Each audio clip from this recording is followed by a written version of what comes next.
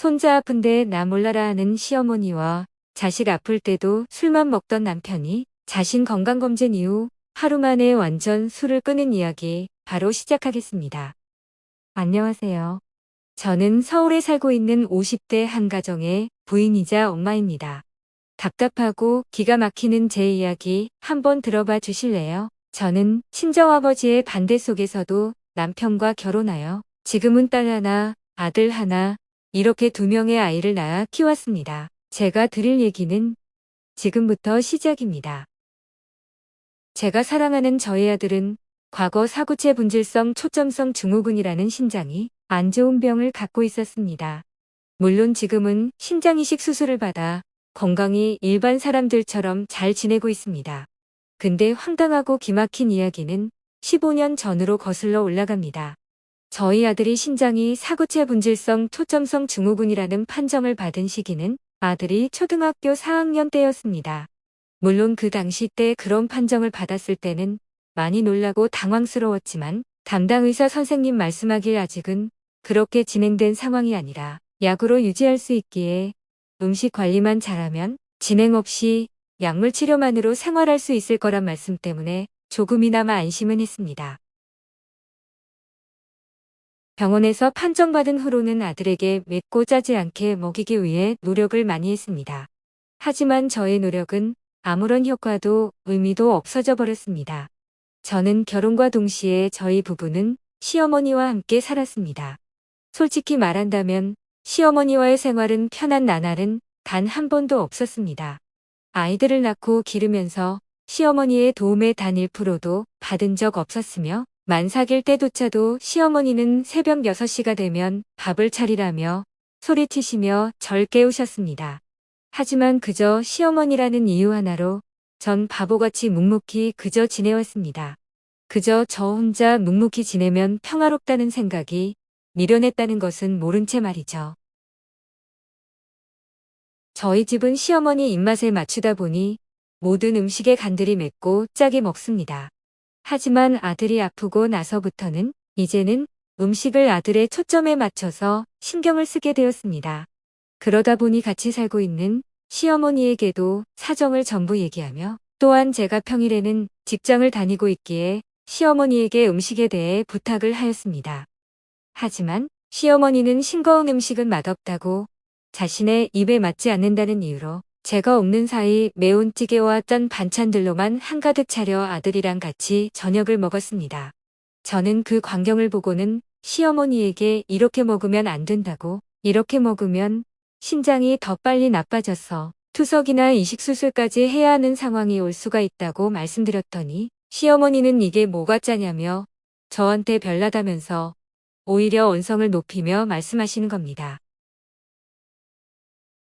저는 결국 이 이후부터는 이대로는 안 되겠다 싶어서 주말에 아들이 일주일 동안 먹을 반찬을 따로 만들었습니다.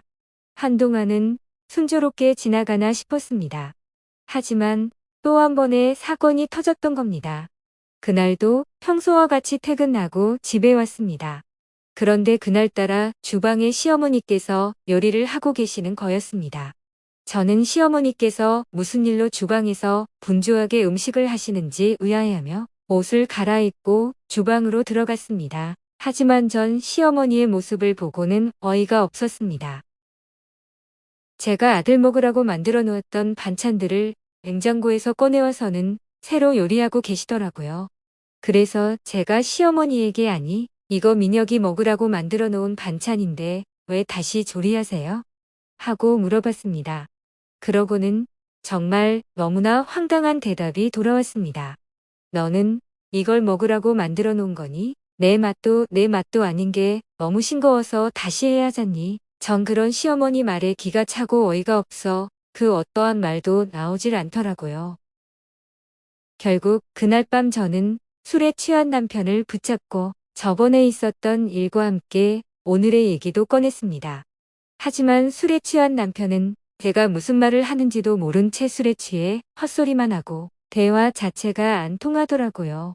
남편은 매일 술에 취해서 도저히 정상적으로 대화가 되질 못하고 오직 자신만 생각하는 시어머니 때문에 저는 결국은 시어머니 반찬과 아이들이 먹을 반찬을 따로따로 준비하게 되었습니다. 그렇게 세월이 흘러 아들은 20살까지 투석 없이 평범하게 잘 지내왔습니다. 하지만 21살이 되던 해 결국 투석까지 가야 할 상황이 왔습니다. 결국 의사 선생님의 권유로 복막투석을 진행하게 되었지만 또 한 번 문제가 생겼습니다. 그 문제는 투석할 장소와 투석약의 보관 장소가 협소한 겁니다. 복막투석하신 분들은 아시겠지만 복막투석은 공기 중에 먼지 없이 깨끗하고 청결한 곳에서 투석을 진행해야 하며 투석약이 담긴 30박스를 놓을 공간 또한 있어야 했지만 공간이 부족했습니다. 저희 집은 방이 3개가 있는 평범한 빌라입니다.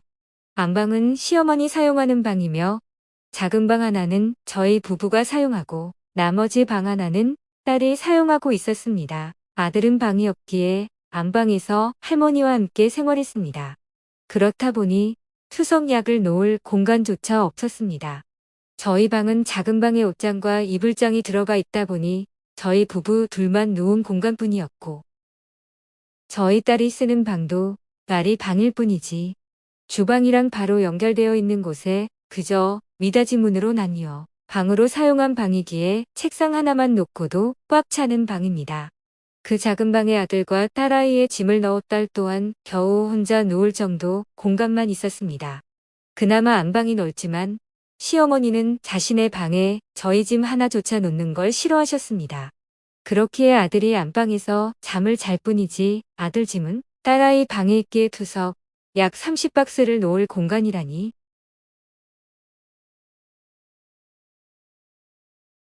결국은 딸아이의 방과 저희 부부방에 나누어 겨우겨우 묵여넣다 쉽게 상자를 넣었더니 딸아이가 잘 곳이 없어서 할머니랑 같이 자는데 밤마다 왜 자신의 방에서 자냐며 딸아이에게 소리치는 시어머니의 목소리에 저는 결국은 터지고 말았던 겁니다. 박스를 계속 이렇게 놓고 살건 하고 저희 방에 놓는 건 상관없지만 딸아이 방을 보면 아무리 생각해도 이건 도저히 아니다 싶어 결국은 고민 끝에 남편을 붙잡고 얘기했습니다. 남편에게 집도 좁은데 어머니 방에 상자도 못 놓고 거기다 아들은 6시간마다 투석을 해야 하기에 잠을 자던 중에도 일어나서 저희 부부방으로 와서 투석했습니다. 그럴 때마다 저희 부부 또한 자다 말고 일어나 아들이 투석할 동안 방에서 나가 있었고요. 그런 생활이 이어지다 보니 남편 또한 이건 아니다 싶은 생각이 들었는지 남편이 갑자기 전화기를 들더니 시동생에게 전화해 상황 사정을 얘기하더라고요. 저는 속으로 남편이 웬일로 저러나 싶었지만 통화 도중에 일어난 남편이 나간 바람에 통화를 끝까지 듣지 못한 저는 그 후로는 남편이 이렇다 저렇다 말도 없고 해서 그냥 남편이 시동생에게 전화했어. 신세 한탄만 한 건가 하고 그저 제가 왈가왈부다 할 얘기 또한 아니다 싶어 그저 불편하지만 어쩔 수 없이 이 생활을 이어간 지 3개월 정도 지났을 때쯤 남편이 말을 꺼내더라고도 그때 통화할 때 시동생에게 시어머니가 살 집을 알아보라고 했다면서 그리고 시동생도 남편에게 말했다고 하더라고요. 어머니 진작에 혼자 살게 하지 형은 왜 이제야 그러냐면서 흔쾌히 자신이 집을 알아본다고 했다고 하더라고요. 알고 보니까 예전부터 시동생은 집도 좁은데 어머니 방 얻어주고 혼자 살게 하자고 가끔 말을 했다고 하더라고요. 저는 남편의 말을 듣는 순간 속으로 드디어 해방의 날이 오는구나, 드디어 마음 편하게 살 수 있겠구나 하고 생각했습니다.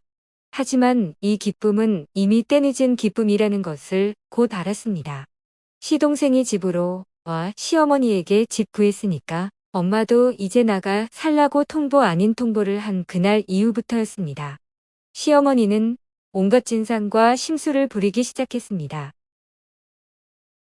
저희가 자기를 무참히 버린다며 툭하면 고함을 지르며 저희 남편 보고 폐륜을 저지른다고 화를 내시더니 저희 아들 보고 아픈데 뭐 어쩌라고라며 자신은 상관없다며 기세등등하게 말하며 딸한테는 너도 나중에 너희 부모를 버릴 거냐는 둥 매일같이 하루하루 집안 조용할 날이 없었습니다. 하지만 그래도 결국 이삿날이 오고 말았습니다. 저희 시어머니는 시동생 강요에 결국 저희 집 근처 빌라로 이사하게 되었고, 이사 이후에도 시어머니는 시도 때도 없이 전화를 하면 뭐가 먹고 싶다, TV가 안 켜진다, 방이 안 따뜻하다, 와서 청소해라, 쓰레기 좀 버리라 라면서 온갖 이유를 붙이면서 불렀습니다. 하지만 시어머니랑 함께 살지 않아도 된다는 생각에 그저 안도감을 가지고 있었는데, 그마저도 얼마 가지 않아 안도감은 근심 걱정으로 가득해졌습니다. 투석 생활은 힘들었고 이미 스트레스란 스트레스도 많이 받은 아들의 몸과 정신은 많이 무너져 망가져 버렸습니다. 결국 아들은 생체이식 수술을 결정하게 되었습니다. 뇌사자 이식 등록을 해서 순서를 기다리는 방법이 있지만, 아들은 이제는 시간을 끌기에 상황이 좋지 못하기에 하루빨리 할 수 있는 가족 간 생체이식을 선택하게 되었습니다.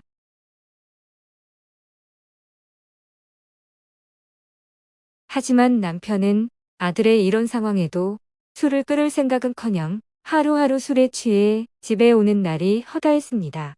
시어머니랑 살 때는 남편이 매일 술을 먹고 와도 남편도 힘들고 스트레스 받으니 그러려니 하기도 했지만, 지금은 시어머니도 같이 안 살고 아들은 몸도 아프고 거기에다 가족에게 생체이식을 받아야 하는데 술을 끊을 생각조차 하지 못하는 남편을 보니 속에 불이 나더라고요.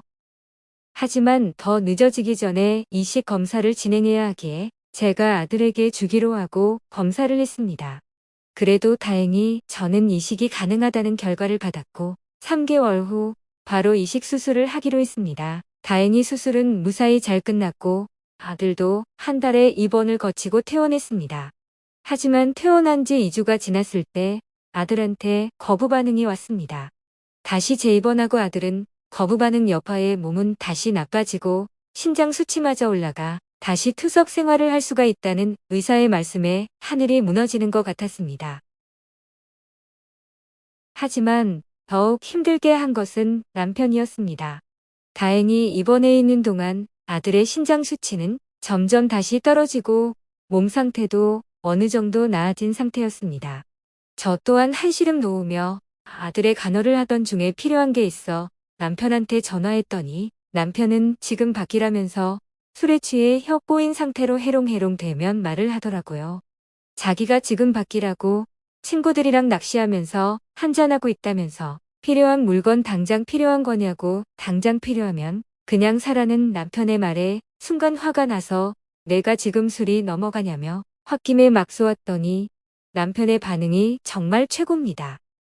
남편은 어이가 없다는 식으로 주말에 친구들이랑 한 잔 정도 할 수 있지 않냐고, 우리가 지금 무슨 심각한 상황이냐고 반박을 하더라고요. 아무리 지금은 괜찮아진 상태라 해도 아직 아들이 입원한 상태인데 저는 너무 기가 차고 말이 안 나와서 그대로 전화를 끊었습니다. 다행히 아들은 한 달 동안의 치료를 거치고 건강하게 퇴원을 했습니다. 거부 반응이 온 그날 이후 아들은 다행히 더 이상 거부 반응도 오지 않고 신장 수치도 좋아졌습니다. 매일 먹어야 하는 면역 억제제가 있지만 약만 잘 챙겨 먹으면 보통 사람들처럼 지낼 수 있었습니다. 저희 남편 또한 매일 똑같이 술에 취해 그렇게 하루하루를 지냈습니다. 그렇게 5년이란 세월이 흘러 남편은 평상시처럼 건강검진을 받던 날이었습니다.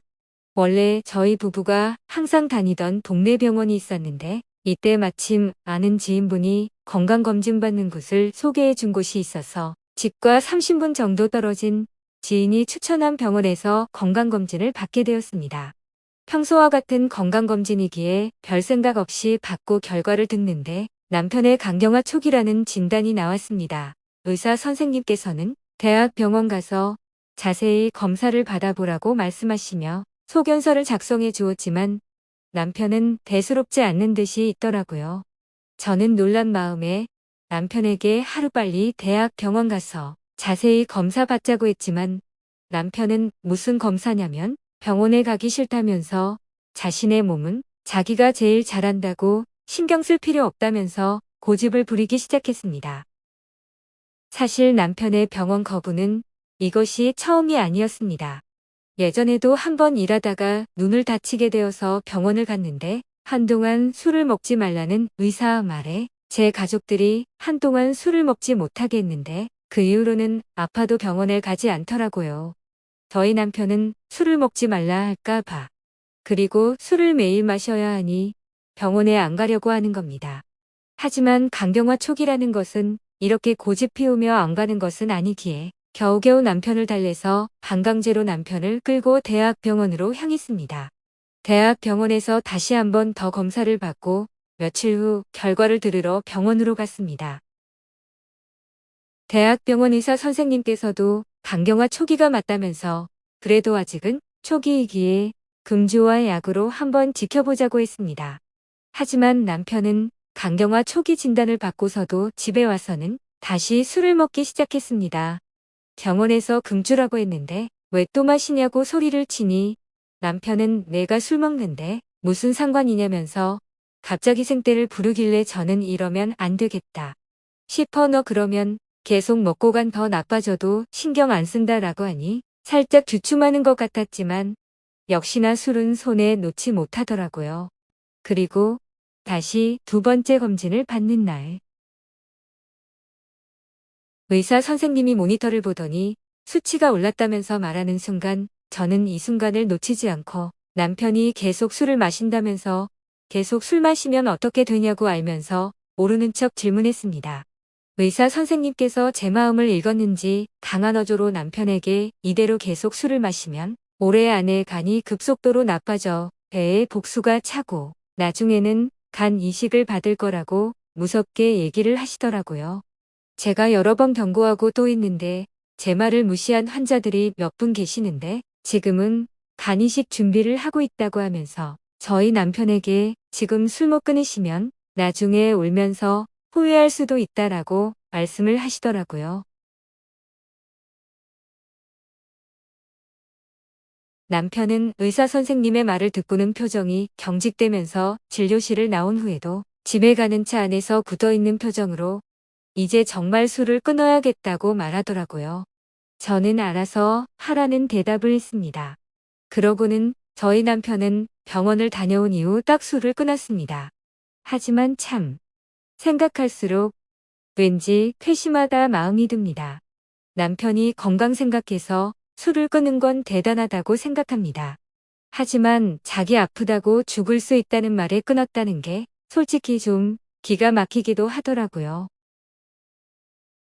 아들이 아플 때 술 좀 끊고 아들에게 자신의 신장을 이식해 줄 생각조차를 왜 못했었을까 하는 생각과 그렇게 술을 먹지 말아라. 먹지 말아라. 술을 먹으면 안 되는 상황에도 술을 먹는 남편을 보면서 항상 속에 열이 났는데 이렇게 한순간 의사가 자신이 죽을 수도 있다는 그 한마디에 그날 이후 단 한 번도 술을 입에 대지 않는 남편을 보니 왠지 모르게 씁쓸하기도 하고 안타까운 마음이 들더라고요. 현재 남편은 지금까지도 다행히 술을 완전히 끊고 잘 생활하고 있고 아들도 건강을 되찾아 생활하고 있지만 남편이 자신이 아닌 아들을 위한 마음으로 조금 더 빨리 그때 끊었더라면 어땠냐는 생각이 가끔 들곤 합니다.